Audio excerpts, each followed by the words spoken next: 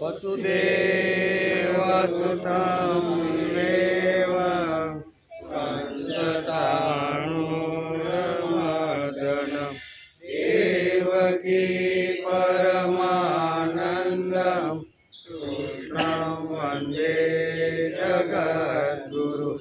गुरुर्ब्रह्मा गुरुर्विष्णु गुरुदेवो महेश्वर गुरु साक्षात् परब्रह्म तस्मै श्री गुरुवे नमः।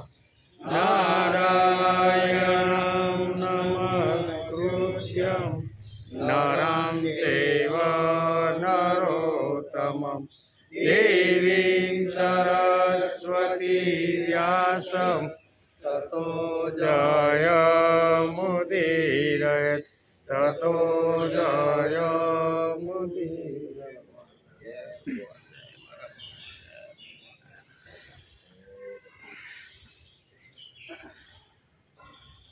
धृतराष्ट्र उवाच धर्मक्षेत्रे कुरुक्षेत्रे समवेतायुयुत्सव मामका पाण्डवा चैव किम कुर्वत संजय।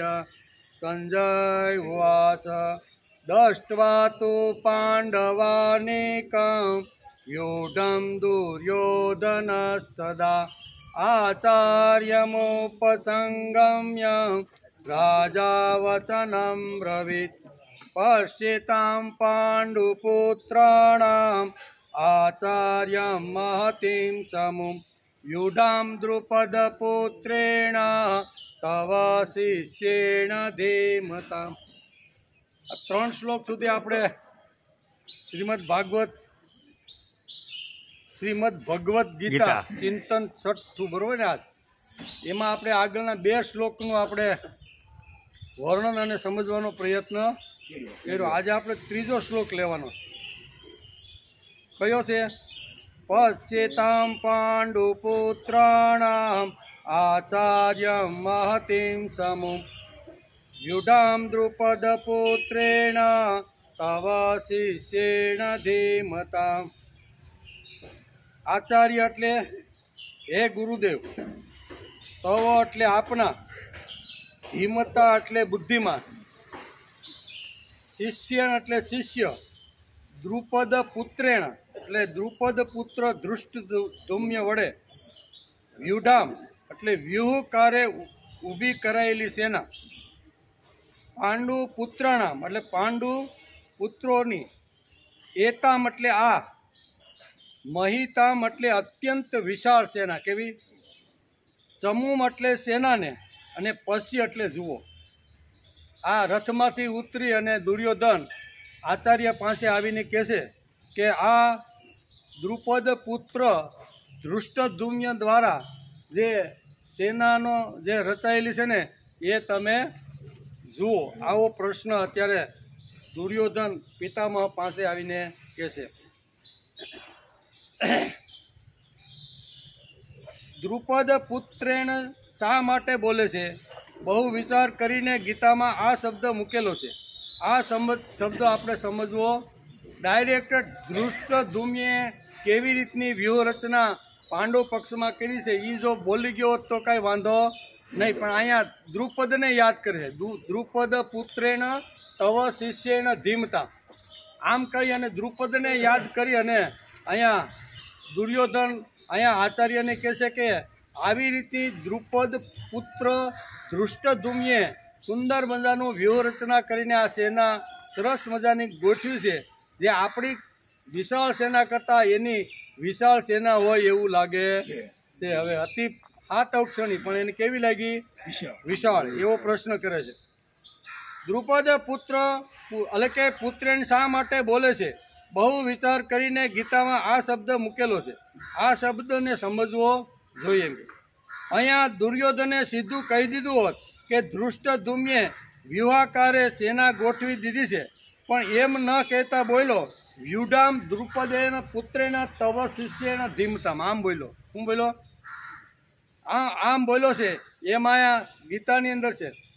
પાંડવોની સેના નાની હોવા છતાં વિશાળ લાગે છે. દુર્યોધનને કેવી? પાંડવોની સેના નાની હોવા છતાં વિશાળ લાગે છે. આટલું જ આચાર્ય દ્રોણને દુર્યોધનને કહી દેવું હતું, પણ વ્યુઢામ દ્રુપદ પુત્રેણ તવ શિષ્યેણ ધીમતામ, આમ કરીને આગળ એક વિશેષણ લગાડ્યું છે કે દ્રુપદ એટલે કે દ્રુપદનો પુત્ર, બરોબર, એણે આવી રીતની સુંદર મજાની વ્યૂહરચના ગોઠવી છે તે તમે જુઓ. અહીંયા દ્રુપદનું નામ દુર્યોધન શા માટે લે છે? અહીં દ્રુપદને યાદ કરી ત્રીજા શ્લોકની અંદર. અહીંયા દ્રુપદનું નામ દુર્યોધન શા માટે લે છે? દ્રુપદ અને દ્રોણ બંને વિદ્યાલયમાં સાથે અભ્યાસ કરતા હતા. બંને શિષ્ય, બંને એક ગુરુના શિષ્ય, દ્રોણ અને દ્રુપદ. અહીંયા દ્રુપદનું નામ દુર્યોધન શા માટે લે છે? દ્રુપદ અને દ્રોણ બંને વિદ્યાલયમાં સાથે અભ્યાસ કરતા હતા અને તે દરમિયાન બેની ગાઢ મૈત્રી થઈ ગઈ. કેવી? અભ્યાસ દરમિયાન ગુરુના શિષ્યમાં અભ્યાસ કરતા હતા, એમાં દ્રોણ અને દ્રુપદની ખાસ ભાઈબંધી થઈ ગઈ. દુર્યોધન દ્રુપદ શબ્દ શા માટે વાપરે છે તે આપણે જોવો જોઈએ, સમજવો જોઈએ. સીધો ધૃષ્ટધુમ્ય બોલ્યો નથી, પણ દ્રુપદ પુત્ર એ કેવી રીતની વ્યૂહરચના કરી છે તમે જોવો. ભણતા ભણતા દ્રુપદે દ્રોણને વચન આપ્યું હતું કે હું રાજા બનીશ તો હું તને અડધો રાજ્ય આપીશ. બરોબર ને? આવું આ મહાભારતની અંદર પણ લખ્યું છે. અને અહીંયા કે દ્રુપદને શા માટે દુર્યોધને યાદ કર્યો, એ સમજવા જેવો એક પ્રશ્ન છે. બંને જતા રહે છે. દ્રુપદ ક્ષત્રિય હોવાના નાતે રાજા થાય છે અને દ્રોણ બ્રાહ્મણ હોવાથી નાનું એવું તપોવન ચલાવી અને વિદ્યાર્થીઓને અભ્યાસ કરાવે છે. બેયનો અભ્યાસ પૂરો થયો અને અભ્યાસ પૂરો થતાં બંને પોતપોતાના ક્ષેત્રમાં ચાલ્યા જાય છે. અહીંયા દ્રુપદ ક્ષત્રિય હતો. ક્ષત્રિયના નાતે બાપનું જે રાજ્ય હતું એ દ્રુપદના હાથની અંદર આવ્યું, એટલે દ્રુપદ રાજા બની ગયો અને દ્રોણાચાર્ય નાનું એવું તપોવન લઈ અને છોકરાઓને ભણાવવાની શરૂઆત કરી, કારણ કે બ્રાહ્મણ હતા. દ્રોણ યુવાન એટલે કે દ્રોણ યુવાન થયા પરિણા, કૃપિની સાથે પરિણા, બરોબર ને? લગ્ન ગ્રંથિથી જોડાયા અને એક પુત્ર, તેનું નામ અશ્વસ્થામા.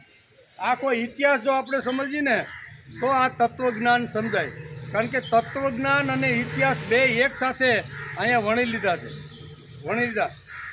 અયાચક વ્રત રાખી દ્રોણ તપોવન ચલાવે છે. હજારો વિદ્યાર્થીઓ ત્યાં જીવનના પાઠો ભણવા માટે રોજ આવે છે.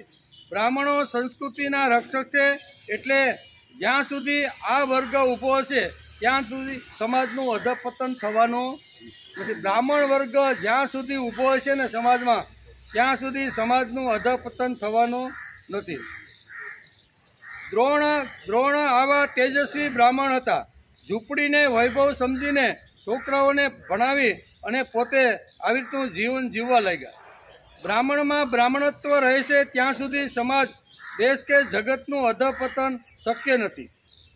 વેન, અસમંજસ વગેરે રાજાઓનું જીવન પુરાણોમાં જુઓ. બ્રાહ્મણોનો રાજસત્તા સાથેનો વિશિષ્ટ સંબંધ જુઓ તો જરૂર લાગશે કે ધન અને અધિકારની પાછળ ન દોડનાર બ્રાહ્મણ જ આવું મહાન કાર્ય કરી શકે. આપણે સમજવાનું છે વ્યુઢામ દ્રુપદ પુત્રેણ. દ્રુપદનું નામ લઈને દુર્યોધન શા માટે આચાર્યને કહે છે કે તમારો શિષ્ય, કોનો? દ્રોણનો શિષ્ય કોણ હતું? ધૃષ્ટદ્યુમ્ન. એટલે કે તમારો શિષ્ય અને દ્રુપદનો દીકરો, એણે સુંદર મજાની કેવી રીતની વ્યવસ્થા કરી છે એ તમે બધી જુઓ. એમ કે આપણે સમજવાનું છે વ્યુઢામ દ્રુપદ પુત્રેણ. આને આપણે સમજવાનો પ્રયત્ન કરીએ કે શા માટે નામ લીધું. બ્રાહ્મણોનો રાજસત્તા સાથેનો વિશિષ્ટ સંબંધ જુઓ તો જરૂર લાગશે કે ધન અને અધિકારની પાછળ ન દોડે નાર બ્રાહ્મણ જ આવું મહાન કાર્ય કરી છે. દ્રોણ તપોવનમાંથી આવીને પોતાનું સ્વતંત્ર તપોવન ચાલુ કર્યું. તપોવનને પોતાનો વૈભવ સમજીને આદર્શ ગૃહસ્થાશ્રમની શરૂઆત કરી. એક પુત્ર રત્ન પ્રાપ્ત થયું, એનું નામ હતું અશ્વસ્થામા. એક દિવસ તપોવનમાંથી અહીંયા પોતાની ઝૂંપડીમાં ઘરે આવે છે વિદ્યાર્થીઓને ભણાવી. ત્યારે અહીંયા અશ્વસ્થામા એકદમ રડતો હોય છે. 2-3 વર્ષનો અશ્વસ્થામા એટલે એકદમ રડવાનો અવાજ આવી અને દ્રોણ પૂછે છે કે શા માટે રડે છે? તો કે અસ્વસ્થતામાં એ દૂધની માગણી કરી છે. દૂધ આપણે ઘરમાં અત્યારે ઝૂંપડીમાં નથી, એટલે દૂધ પીવું છે, પણ પાવું કેવી રીતે? ત્યારે અહીંયા દ્રોણાચાર્ય કહેશે કે હું આટલું કોઈ પણ પ્રકારની અપેક્ષા રાખ્યા વિના રાજકુમારોને ભણાવું છું, અને મારા ઝૂંપડીમાં પણ દૂધની આટલી અગવડ, એટલે કૃપી એને શાંત કરવા માટે લોટમાં હું પાણી ઘોળી અને પાય છે. આ દ્રશ્ય દ્રોણથી જોવાતું નથી. દ્રોણ અવાક થઈ ગયા કે મારા નાના એવા બાળકને લોટમાં પાણી નાખીને દૂધ બનાવી, નકલી દૂધ બનાવી અને મારા દીકરાને પાઈને આ તો યોગ્ય નથી. એટલે એકદમ ધ્રુજી ગયા, અને ધ્રુજી ગયા એટલે વિચાર કરવા લાગ્યા કે હું જ્યારે તપોવનની અંદર ભણતો હતો અને દ્રુપદ પણ મારી સાથે તપોવનમાં ભણતો હતો, અમે બંને એક જ ગુરુના શિષ્ય હતા. અને જ્યારે છૂટા પડ્યા ત્યારે દ્રુપદે કીધું કે જો હું રાજ્યનો અધિકારી અથવા રાજ્ય મને મળશે ને તો અડધું રાજ્ય હું તમને આપીશ. આમ એને યાદ આવ્યું, કોને? દ્રોણને યાદ આવ્યું કે મારા મિત્રએ મને અડધું રાજ્ય આપવાનું વચન આપ્યું છે. એટલે એ અહીંયા તપોવનમાંથી ઝૂંપડી છોડી અને દ્રુપદની પાસે આવે છે. દ્રુપદની પાસે આવે અને કહેશે બેઠા, નાસ્તા પાણી ખાવા પીવાનું જે કાંઈ છે એ બધું સ્વાગત એણે કર્યું.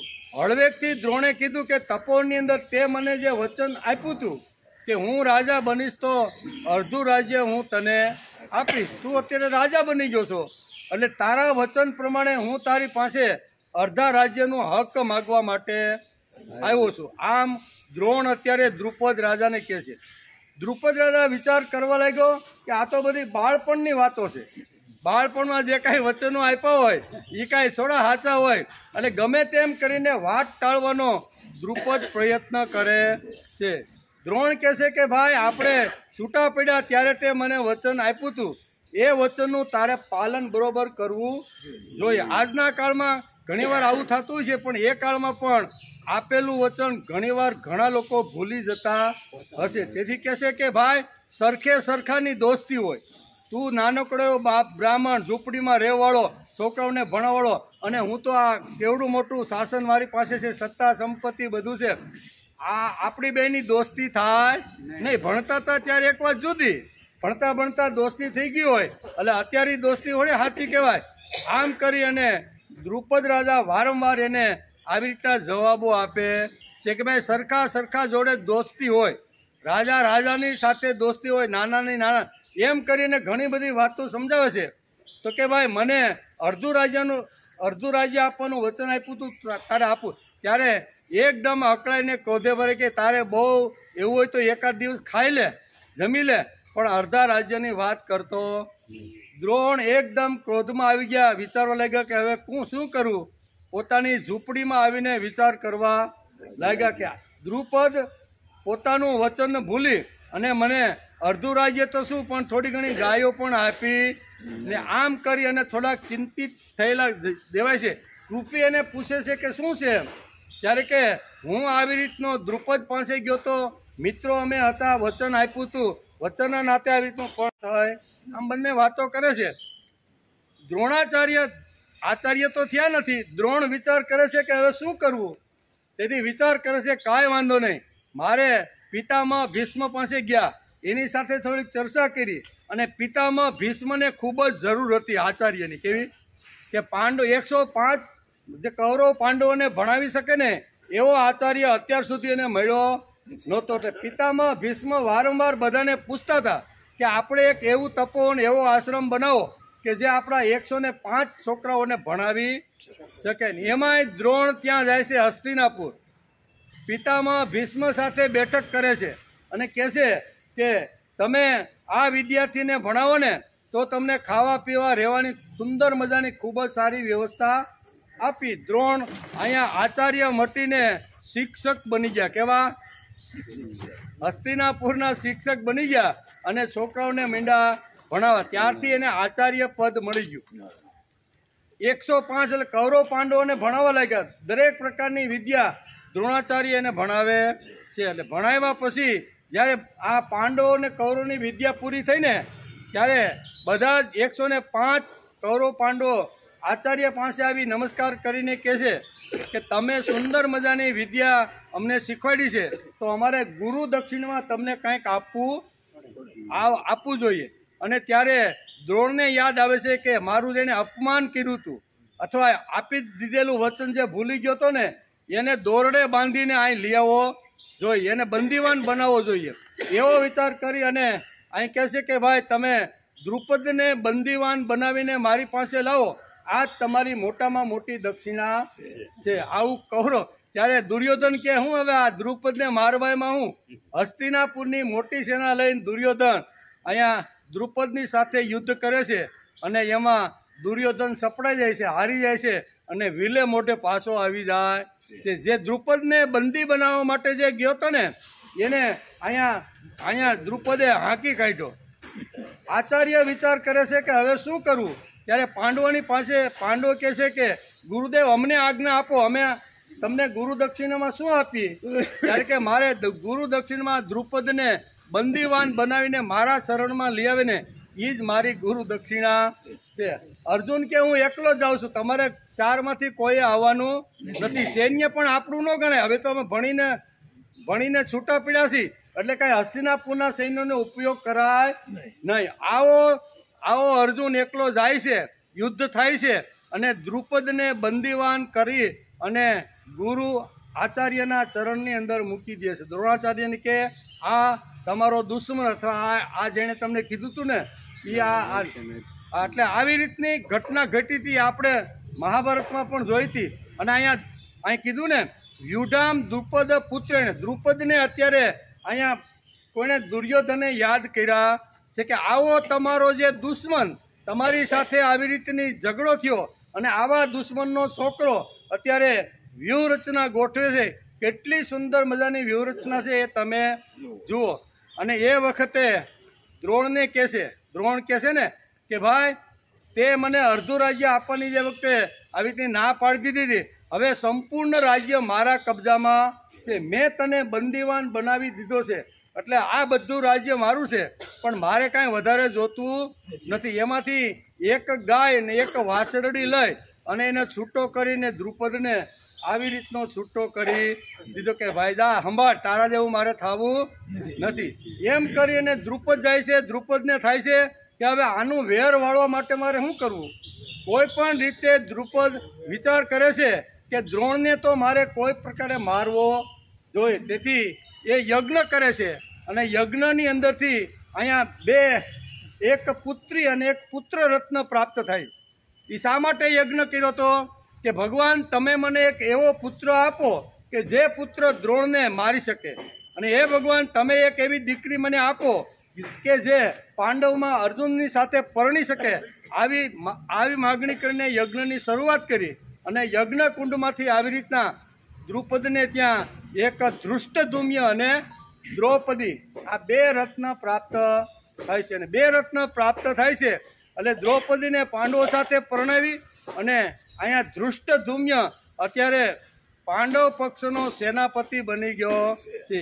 એક બાજુ કૌરવ પક્ષમાં દ્રોણાચાર્ય સેનાપતિ છે અને બીજા પક્ષની અંદર અહીંયા ધૃષ્ટદ્યુમ્ન આવી રીતના સેનાપતિ છે. સેનાપતિ બન્યા પછી વિચાર કરે છે કે દ્રોણને મારે કારણ મારા પિતાની ઈચ્છા એવી છે કે મારા પિતાનું જેણે અપમાન કર્યું અથવા મારા પિતાનું કર્યું એને મારે મારવા જ જોઈએ.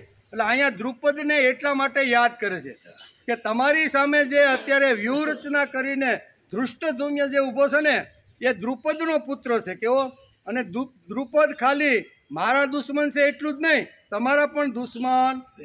આવું યાદ કરાવે છે. હું મારા દુશ્મન છે એટલે જ નહીં પણ તમારા પણ દુશ્મન છે. એટલે દુશ્મનનો છોકરો આવી રીતની વ્યૂહરચના કરીને જે ઊભો છે એ અત્યારે તમારી સામે ઊભો છે. એમ કે છે ને કે હે દુર્યોધન કહે છે કે હે ગુરુદેવ, આપના બુદ્ધિમાન શિષ્ય દ્રુપદ પુત્ર ધૃષ્ટદ્યુમ્ન વડે વ્યૂહાકારે ઊભી કરાયેલી પાંડુ પુત્રોની આ અત્યંત વિશાળ સેનાને તમે જુઓ. કેવી અત્યંત વિશાળ. હકીકતે કેટલાય અક્ષણી હતી? 7 અક્ષણી હતી, પણ દુર્યોધનને કેવી લાગી?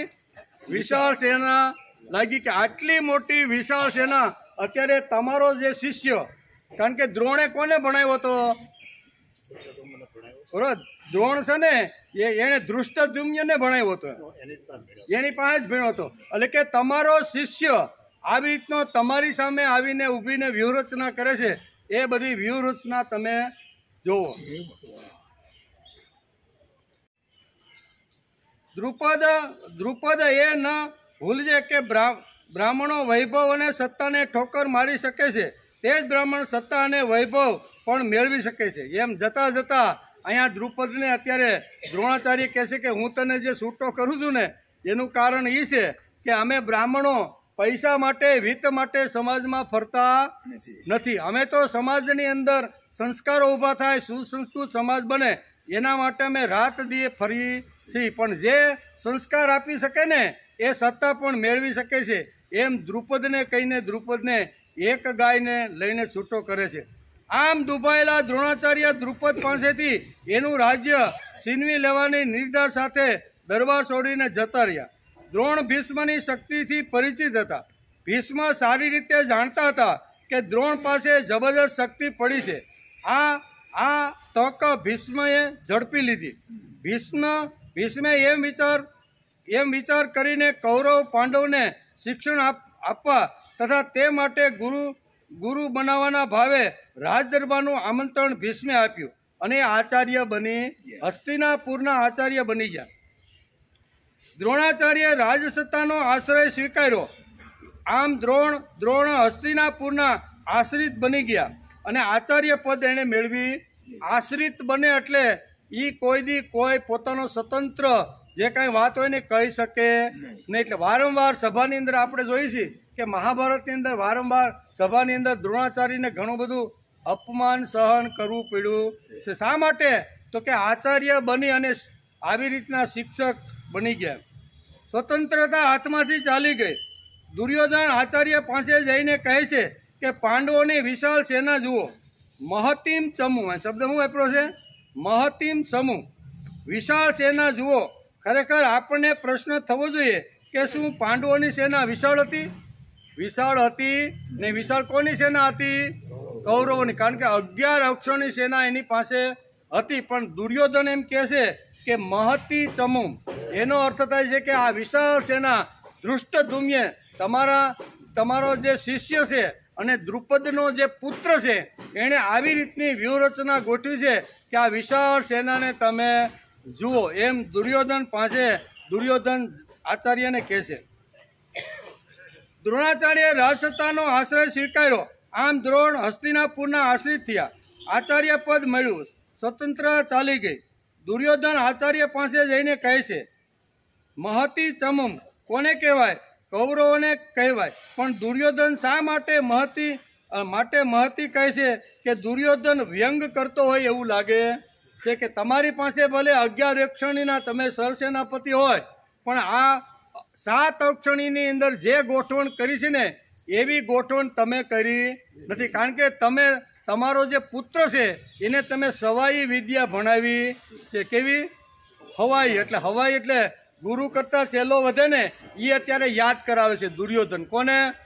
આચાર્ય એટલે કે દ્રોણાચાર્યને યાદ કરાવે છે કે તમારી પાસે ભણેલો, તમારી પાસે વિદ્યા લીધેલી એ અત્યારે દ્રુપદનો દીકરો કેવો ધૃષ્ટદ્યુમ્ન અત્યારે આવી વિશાળ સેના બનાવી રહ્યો છે. 11 અક્ષરની સેનાનો લીડર દુર્યોધન દ્રોણાચાર્યને કહે છે કે જુઓ આ વ્યુઢામ દ્રુપદ પુત્રેણ વિશાળ સેના. શા માટે કહે છે આ આપણે સમજી લેવું.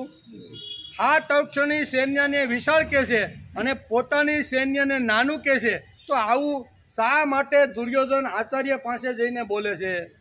મહાભારતની અંદર અને શું કહેવાય શ્રીમદ ભગવદ્ ગીતામાં આ શબ્દો તો વાપરેલા છે કે પાંડવોની સેના વિશાળ છે અને આપણી સેના એકદમ નાની એવી છે. તો આવું દુર્યોધન આચાર્ય પાસે જઈને શા માટે આવું બોલ્યો એનો પણ વિચાર કરી લેવું છે. વ્યુઢમ એટલે ગોઠવણ. વ્યુઢમનો અર્થ શું થાય? ગોઠવણ. જબરદસ્ત ગોઠવણ હતી. પાંડવોની સેના જુઓ, પાંડવોમાં એકતા જબરદસ્ત હતી. સંખ્યા ઓછી હતી પણ એની અંદર એકતા જબરદસ્ત હતી. પાંડવોની અંદર એક્ય હતું અને સામે કૌરવ પક્ષની અંદર બધા પોતપોતાની રીતે પોતપોતાનું હાંકતા હતા. એક્ય ત્યાં દેખાતું નથી. પાંડવોમાં એક્ય દેખાય છે, અને જ્યાં એક્ય હોય ત્યાં સંખ્યા કદાચ ઓછી હોય તો પણ એને વિશાળ કહેવામાં આવે છે. અહીં તો બધાના મત જુદા, દ્રોણાચાર્યનો મત જુદો, પિતામહ ભીષ્મનો મત જુદો.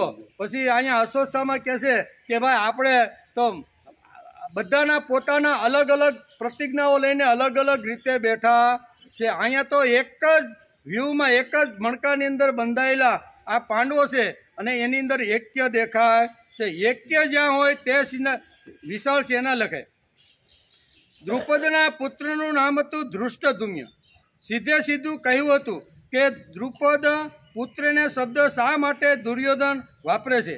આપણે વિચારીએ છીએ કે અહીંયા ધૃષ્ટદ્યુમ્ન શબ્દ વાપરવાને બદલે વ્યુઢામ દ્રુપદ પુત્રેણ આવો શબ્દ અહીંયા ત્રીજા શ્લોકની અંદર શ્રીમદ ભગવદ્ ગીતાના અર્જુન વિષાદ યોગના 3 અધ્યાયના 3 શ્લોકની અંદર અહીંયા શબ્દ વાપરે છે. વ્યુઢામ દ્રુપદ પુત્રે આવો શબ્દ વાપર્યો છે.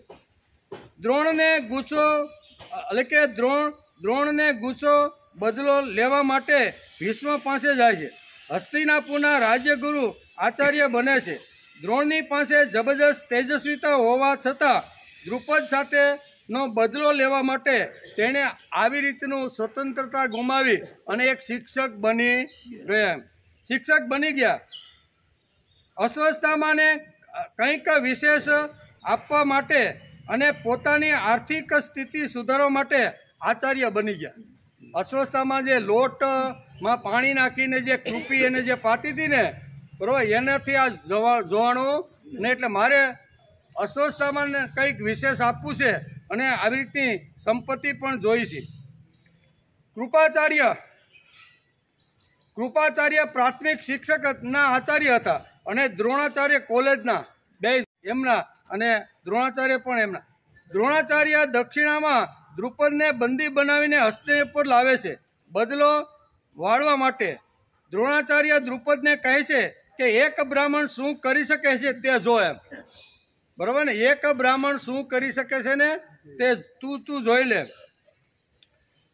એક બ્રાહ્મણ શું કરી શકે તે જુઓ, પણ તે માટે એક પગથિયું દ્રોણાચાર્યને નીચે ઉતરવું પડ્યું. કૌરવના મેણા ટોણા ખાઈને કે આટલું મોટું આચાર્ય પદ, આટલી મોટી જેની પાસે શક્તિ અને પાવર છે ને, એ કોઈ દિવસ કોઈની સામે નમે નહીં.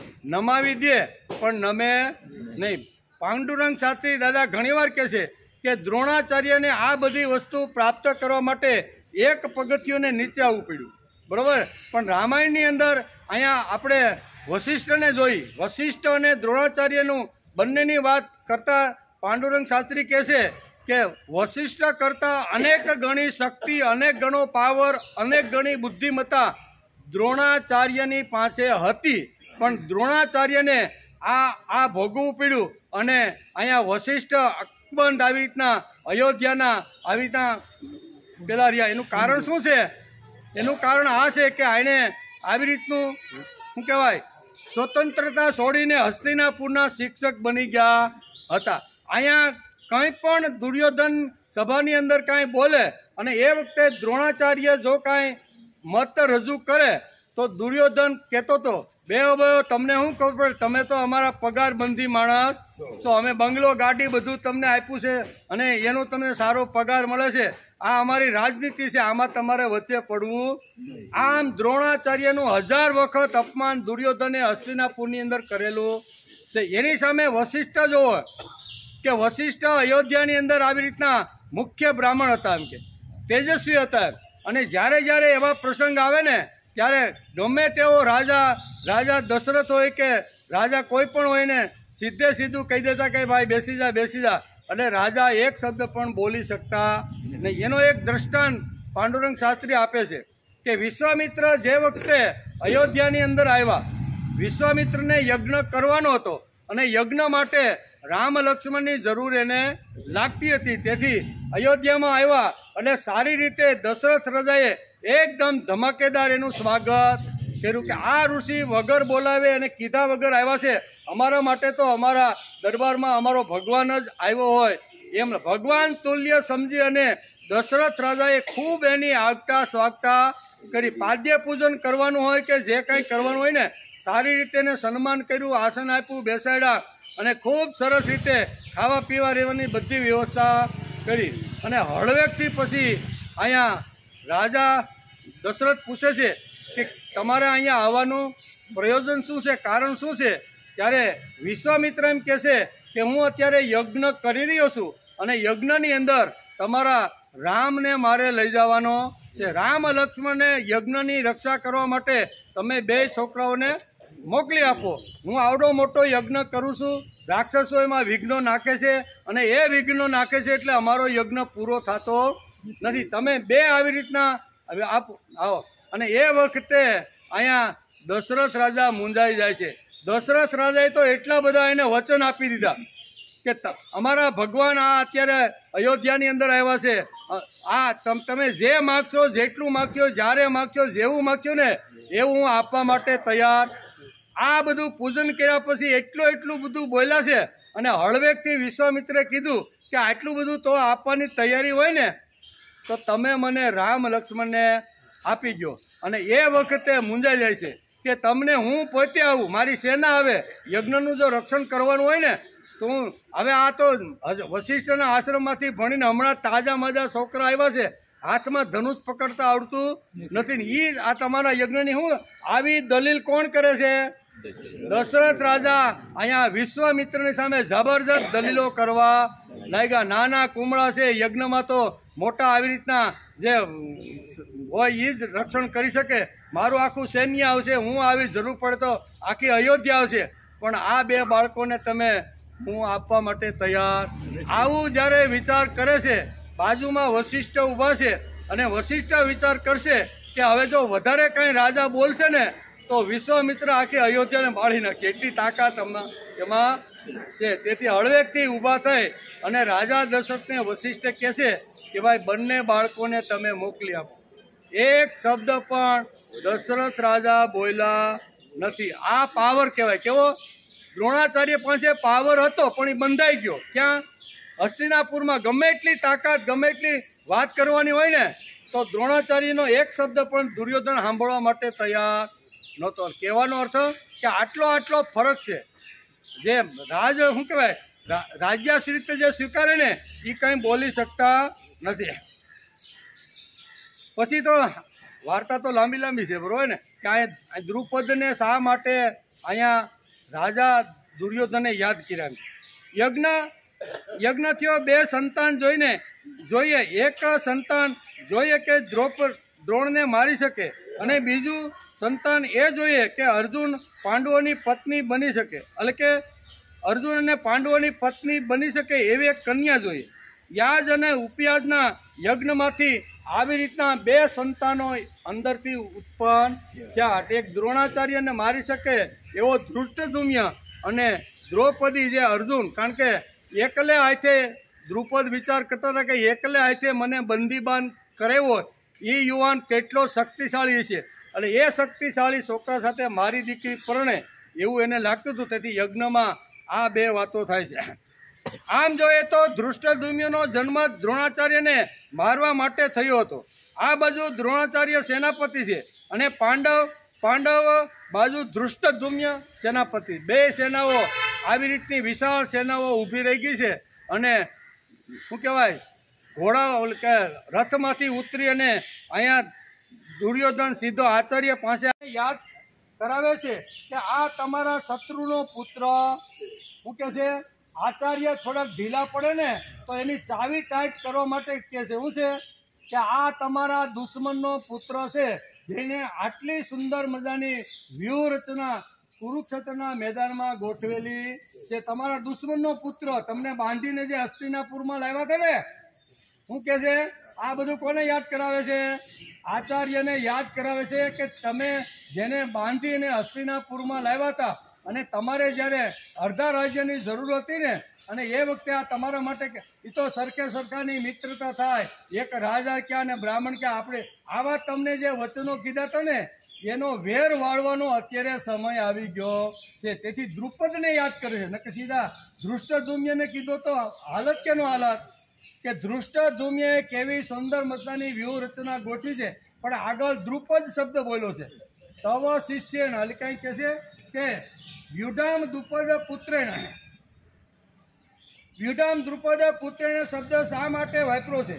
દુર્યોધન આચાર્યને યાદ કરાવે છે કે આ તમારા શત્રુનો પુત્ર છે, અને માત્ર મારો જ નહીં પણ તમારો પણ શત્રુ છે. હું મારો શત્રુ છે એટલું નહીં, પણ તમારો શત્રુ છે. ધ્યાન રાખજો એ કે આ તમારો શત્રુ છે, તમારા એટલે કે નહીં પણ તમારા દુશ્મનનો પુત્ર છે, આ યાદ કરાવે છે. આ વાત દુર્યોધને કેવી છે એટલે અહીંયા વાપરો છે વ્યુઢામાં દ્રુપદ પુત્રેણ તવ શિષ્યેણ ધીમતા. શ્રીમદ ભગવદ્ ગીતાના પ્રથમ અધ્યાયના 3જા શ્લોકમાં વ્યાસ લખે છે કે આ શ્લોકમાં આપણે પશ્યતામ શબ્દ સમજ્યા શા માટે બોલે છે એ પણ સમજ્યા છે. બીજું આપણે મહતી અત્યંત વિશાળ આ શબ્દને પણ આપણે સમજ્યા, અને ત્રીજું દ્રુપદ પુત્રેણ શબ્દ સમજ્યા. દુર્યોધન આચાર્યને કહે છે કે તવ શિષ્યેણ ધીમતામ, આવું શા માટે બોલ્યું છે? તવ શિષ્યેણ ધીમ, આખો શ્લોક ફોડીને જો આપણે જોઈએ તો એમાં આ બધી વાતો આવે છે. કુરુક્ષેત્રના મેદાનમાં દ્રોણાચાર્ય કરેલી ભૂલ તેને યાદ કરાવી હતી. ધૃષ્ટદ્યુમ્ન દ્રોણાચાર્યનો શિષ્ય હતો. દુર્યોધન યાદ કરાવે છે કે આ તમારો શિષ્ય છે અને તમારી સામે અત્યારે અહીંયા આવીને ઊભો રહી ગયો. તમારો શિષ્ય, તમે જેને ભણાવ્યો, તમે જેને સવાયો બનાવ્યો, તમે જેને જ્ઞાન આપ્યું ને, એ તમારો આવી રીતનો શિષ્ય ધૃષ્ટદ્યુમ્ન અત્યારે પાંડવ પક્ષમાં સરસેનાપતિ બની અને તમારી સાથે આવીને ઊભો છે. તમારો શિષ્ય તમને મારવા માટે આવ્યો, તમે મૂર્ખ છો. શા માટે? તમારા શત્રુના છોકરા તમે જે વિદ્યા ભણાવી છે ને, એ તમારી મૂર્ખાઈની કલ્પના. તમારે ત્યાં તપોવનમાં કોઈ પણ વિદ્યાર્થી આવે તો તમારે જોવું તો જોઈએ ને કે કયો વિદ્યાર્થી કયા રાજ્યમાંથી કે કયા કુળમાંથી આવે છે. એ જોયા વગર તમે દ્રુપદનો પુત્ર જે તમારો દુશ્મન છે એ દુશ્મનના પુત્રને તમે વિદ્યા આપીને તમે મૂર્ખાઈ કરી.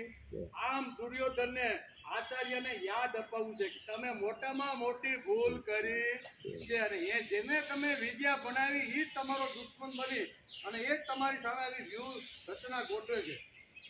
તમારા શત્રુના છોકરાને તમે જ વિદ્યા ભણાવી છે અને તમારા કરતા પણ સારી છે. અને આ 7 અક્ષરની સૈન્યનું આ ધૃષ્ટદ્યુમ્નએ એવી વ્યૂહરચના ગોઠવી છે ને કે અહીં લાગે કે 18 અક્ષરની સેનાનો વ્યૂહ હોય ને એવું લાગે છે. આ મોટી વિશાળ સેના દેખાય છે એનું કારણ એના પાયામાં તમારો શિષ્ય ધૃષ્ટદ્યુમ્ન. ત્યાં ધૃષ્ટદ્યુમ્ન તમારા દુશ્મનનો છોકરો છે અને એ તમારો શિષ્ય છે, અને શિષ્યના નાતે ઓછી સંખ્યા હોવાના સાથે ગોઠવણ જ એવી કરી છે કે આમાં આપને લાગે કે આટલી મોટી વિશાળ સેના, તેથી વિશાળ સેનાનો શબ્દ પણ અહીં વાપરે છે. દુર્યોધન યાદ કરાવે છે કે આ તમારો શિષ્ય છે. જો દુર્યોધન આરોપ કરતા કહે છે કે તમે મૂર્ખ છો, તમારા શત્રુના છોકરાને તમે વિદ્યા ભણાવી છે અને તમારા કરતાં પણ સારી શ્રેષ્ઠ વિદ્યા ભણાવી છે, તેથી જ આ પણ અમે બધા એને હણી શકીએ, આવી સેના અમે ગોઠવી છે. એમ કરીને દુર્યોધન આચાર્યને કહે છે કે તમારા છોકરાએ આવી, તમારા વિદ્યાર્થીએ આવી સેના ગોઠવી છે. દુર્યોધન કહે છે કે તમે શત્રુના પુત્રને ભણાવ્યો, તેને તમે ભણાવ્યો, તે તમારી મોટી ભૂલ છે. બીજું એક એવું પણ દુર્યોધન આચાર્યને કહેવા માગે છે કે તમે ભણાવ્યો તો ભણાવ્યો, કાંઈ વાંધો નહીં, હાલો ભણાવ્યું તો કીધું. હવે કદાચ આપણે ગમે એટલી દલીલો કરશું તો એમાં કાંઈ ફેરફાર થાય નહીં, કારણ કે કુરુક્ષેત્રના મેદાનમાં બંને સેના સામે આવી ગઈ છે. જેને ભણાવ્યા હતા એ બધા જ સામે આમાં આવી ગયા. હાલો દુર્યોધન કહે છે એ વાતને જવા દો, ભણાવ્યો તો ભણાવ્યો, શ્રેષ્ઠ બનાવ્યો તો બનાવ્યો, મારે એટલે કે તમારા કરતાં સવાઈઓ બનાવ્યું તો બનાવ્યું, એ બધું જવા દો, પણ મારે તમને જે એક વાત કહેવાની, એમ દુર્યોધન આચાર્યને કહેવું છે. બીજું એક એવું કહેવું છે કે ભણાવ્યો તો ભણાવ્યો, પણ તમારા કરતાં હવાઈઓ શા માટે ભણાવ્યો? તમારે થોડીક વિદ્યા ઓછી રાખી હોત ને તો આ અત્યારે આવું કરવા જ નહીં, પણ તમે જેટલું હતું એ નીચોઈને દીધું. તમે ધૃષ્ટદ્યુમ્ન તમારા દુશ્મનનો દીકરો ને દ્રુપદના દુશ્મન તો દ્રોણાચાર્ય, એને તમે બધું ભણાવી. બીજું એ કંઈ એવું કહેવું છે કે ભણાવ્યો તો ભણાવ્યો, પણ તમારા કરતા સવાયો શા માટે ભણાવ્યો? આમ દુર્યોધન વ્યંગની અંદર અત્યારે આચાર્ય જે સરસેનાપતિ છે કુરુક્ષેત્રના મેદાનની અંદર જે કૌરવોના, એને અત્યારે મેણા ટોણા મારીને કહે છે કે તમે કેટલી ભૂલો કરી છે, હવે યુદ્ધના મેદાનમાં આ ભૂલોનું પરિવર્તન ન થાય ને એનું તમે ધ્યાન રાખજો, નહીંતર આપણે હારવાના છે. આવું બધું અત્યારે એને સમજાવે છે. તમારા કરતા શ્રેષ્ઠ સેના વ્યૂહ કરી શકે તેવી વિદ્યા તમે શા માટે આપી? તમારા કરતા મોટો થાય એવું તમે શા માટે ભણાવ્યું? તમારા કરતા મોટો થાય, તમારા કરતા સવાયો થાય એવું તમે શા માટે ભણાવ્યું? પશ્યતામ પાંડુ પુત્રના, ગોઠવણ સારી કરી છે. દ્રોણાચાર્યની દ્રષ્ટિ ભણાવવા માટે કંઈક જુદી હોય છે. દ્રોણાચાર્ય કરી છે, બરોબર ને? એને આજે 6થો દિવસ છે. 2 શ્લોકને આપણે શુક્રવારે નમસ્કાર કરીને 3જા શ્લોકની અંદર આપણે આજે અભ્યાસ શરૂ કરી છે. શ્રીમદ ભગવદ્ ગીતાનો આપણે 1 અઠવાડિયાથી અભ્યાસ કરીએ છીએ. આજે આપણે 3જા શ્લોકનો અભ્યાસ કરવાનો પ્રયત્ન કર્યો કે 3જા શ્લોકની અંદર આ બધી વ્યૂહ રચનાઓનું જે છે એ સમજવાનો પ્રયત્ન કર્યો. ભગવાન સુધી પહોંચવાનું હોય તો તત્વજ્ઞાનની ખૂબ જ જરૂર છે. ભગવાન સુધી પહોંચવું હોય ને તો તત્વજ્ઞાનની ખૂબ જ જરૂર છે. પણ એકલી ફિલોસોફી પચી શકતી નથી, પચે નહીં. ઘી એકલું હોય, માનો કે લાવ તાળી એક પી જાય તો એ ઘી પચે નહીં, એકલું ઘી પચતું નથી. એમ ફિલોસોફી કદાચ એકલી ફિલોસોફી કરીને તો એ આપણે પચે નહીં, એમ પચતી નથી. એટલે કે પચાવવી સમજવી ખૂબ જ અઘરી છે. એટલે આપણા ઋષિઓએ તત્વજ્ઞાનની સાથે ઇતિહાસ જોડી દીધો. 2 વસ્તુ કેવું, તત્વજ્ઞાન પણ મને જોઈ છે અને ઇતિહાસ પણ જોઈ છે. ખાલી જો તત્વજ્ઞાન હોય, તાળી ભરીને ખાલી ઘી પીવે તો માણસના શરીરની અંદર ઘણી બધી અગવડતાઓ ઊભી થાય. એને કહેવાય ઘી, પણ એ પચી શકતું નથી. એની સાથે જો ઘીને જો પચાવવાનું હોય તો અડદિયો બનાવવો પડે, શીરો બનાવવો પડે, મોહનથાળ બનાવવો પડે, અને એમાં ઘી નાખીને જો ખાઈ તો પછી બહુ અગવડ પડતી નથી. પણ કે ના, ઘી તો છે ને પુષ્ટિદાયક છે, ખાઓ પીવો, પણ પીવાથી કાંઈ શરીરની અંદર પુષ્ટિ કે શક્તિ આવતી નથી. એ શક્તિ જો લાવવાની હોય તો અડદિયો બનાવવો પડે, શીરો બનાવવો પડે, મોહનથાળના ઢેફલા બનાવવા પડે, લાડુ બનાવવા પડે. એ બનાવીને જો ખાઈને તો ઘી તો એની અંદર હોય જ, તો એ શરીરને પુષ્ટિ આપે છે. એમ આપણે શ્રીમદ ભગવદ્ ગીતાની ખાલી ફિલોસોફી જો સાંભળે તો ઘણીવાર એ માણસને પચતી નથી. તેથી અહીંયા આપણા ઋષિમુનિએ સુંદર મજાનું એક એક્ય નિર્માણ કર્યું છે કે શ્રીમદ ભગવદ્ ગીતા છે એ ફિલોસોફીનો વિષય છે, તત્વજ્ઞાનનો વિષય છે, અને સામે જે મહાભારત છે ને એ ઇતિહાસ છે. એટલે ઇતિહાસ અને ફિલોસોફી બેયને ભેગા રાખીને જો આપણે હાલવાનો પ્રયત્ન કરીએ તો આ વિચારો આપણને ઉગે, નકર ઉગે નહીં. તેથી મહાભારતના જે ઇતિહાસ છે એની ઘટનાઓ આપણે જોડી છે, અને ભગવાને ગીતાની અંદર જે કાંઈ જે ફિલોસોફી તત્વજ્ઞાન કીધું છે એ બંને સાથે રાખીને હાલવાનો પ્રયત્ન કરીએ તો જ માણસની પુષ્ટિ થાય, નહીતર થાય નહીં. એટલે આપણા ઋષિમુનિઓએ તત્વજ્ઞાનની સાથે ઇતિહાસને જોડી દીધો. જૂના કાળના તપોવનોમાં 2 વિષયો ભણાવવામાં આવતા હતા, એક તત્વજ્ઞાન અને બીજો ઇતિહાસ. ઇતિહાસ ભણાવવાનો કે પૂર્વજન્મની અંદર આપણા કેવા પૂર્વજો થયા એ ઇતિહાસ અને તત્વજ્ઞાન. ફિલોસોફી અને હિસ્ટ્રી આ 2 વિષયોનો અભ્યાસ મહત્વનો હતો. બાકીના વિષયો તપોવનમાં ગૌણ હતા, તપોવન બધા હાલતા, એમાં આ વિષયો. આજે પણ આ સૃષ્ટિ આ દ્રષ્ટિથી જોઈએ તો મહાભારત એ ઇતિહાસ છે અને શ્રીમદ ભગવદ્ ગીતા એ તત્વજ્ઞાન છે. તત્વજ્ઞાનની માણસને જરૂર છે. એટલે ખાલી ઘી નહીં પીવાનું, પણ એની સાથે થોડો ગોળ મિશ્રણ કરીને બીજું કાંઈ રવો કે નાખીને સુંદર મજાનો અડદિયો કે કાંઈ મોહનથાળ બનાવવાનો છે, રોટલો છે, શીરો, અડદિયા, મોહનથાળ બનાવવો પડે. વ્યાસ મુનિના આટલા સુંદર વિચારો છે. વ્યાસે ખાલી ઇતિહાસનો કીધો અને ખાલી તત્વજ્ઞાન, બેયને મિક્સિંગ કરી અને સુંદર મજાનો આપણને આ સમજાવવાનો પ્રયત્ન કર્યો સેમ એટલા માટે સુંદર વિચારો વ્યાસે કીધા છે. મહાભારત જય નામના ગ્રંથમાં શ્રીમદ ભગવદ્ ગીતા મૂકી દીધી. કેવી? મહાભારતના જે આ ભીષ્મ પર્વ આવે છે ને એમાં શ્રીમદ ભગવદ્ ગીતા આખી મૂકી દીધી. એમ આ બંને વાતો ઇતિહાસ અને ફિલોસોફીને આ વડલા નીચે બેસીને આપણે સમજવાનો પ્રયત્ન કરીએ છીએ. એક અઠવાડિયું થઈ ગયું, બરાબર ને? આપણે જે ગીતાની ફિલોસોફી અને મહાભારતનો ઇતિહાસ સમજવાનો જે પ્રયત્ન કર્યો છે એને એક અઠવાડિયું થઈ ગયું. એ કાળમાં જવું પડે. 5000 વર્ષ પહેલાંની આપણે ઇતિહાસ સાંભળવો પડે. આ કાળમાં આપણે જઈએ તો જ ગીતાનો સાચો અભ્યાસ આપણને ખબર પડે. તે કાળમાં બનેલી બધી જ ઘટનાઓને બુદ્ધિથી સમજવી પડે. સમજો કે ભારત પાકિસ્તાન, સમજવા માટે ઉદાહરણ લઈએ કે ભારત પાકિસ્તાન ક્રિકેટની મેચ રમવા માટે કોઈ જગ્યાએ ભેગા થયા, અને ભેગા થયા એટલે ઘણીવાર જે શું કે ભાઈ બેટ્સમેન હોય ને, હારા બેટ્સમેન, એ ઘણીવાર આવતા વેત પેવેલિયન ભેગા થઈ જાય, બરાબર, ક્લીન બોલ્ડ કરી દે. અને એવું જ એક ઘટના આપણા ભારતની અંદર બનેલી કે બંને ભારત પાકિસ્તાનની મેચ ચાલે છે અને શરૂઆતના જે બેટ્સમેનો હોય ને એ કોઈ 1 બોલમાં 2 બોલમાં કે 3 બોલમાં બધા આઉટ થઈને પેવેલિયન ભેગા થઈ ગયા. હવે પૂછડિયા થોડાક 5-7 વધ્યા ને બધા વિચાર કરવા લાગ્યા કે હવે આપણી મેચનું શું થાય. પણ જેવા પૂછડિયા એટલે એને કઈ પૂછડી નહોતી, પણ છેલ્લે જે જે બોલિંગ કરતા હોય કે જે ફિલ્ડિંગ ભરતા હોય ને એને પૂછડિયા કહે છે. એટલે બેટ્સમેન હોય ને 100 રન ને 200 ને 300 એને બેટ્સમેન. એ બધા જે ચારક જે બેટ્સમેન હતા ને રમવાવાળા એ તો બધા પેવેલિયન ભેગા થઈ ગયા. હવે જે રહ્યા એ બહુ રમી શકે એવા હતા નહીં. અને કુદરતને કરવું ને ભાઈ, કુદરતને કરવું હોય તો બાજી ગમે ત્યારે ભગવાન પલટી નાખે છે. ને એ મેદાનમાં આવ્યા ને તો રમત પૂરી થઈને ત્યારે ભારતનો વિજય થઈ ગયો.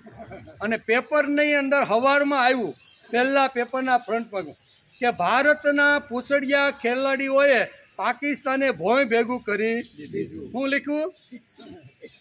ભારતના ક્રિકેટના પૂછડિયા ખેલાડીઓએ પાકિસ્તાને ભોંય ભેગું.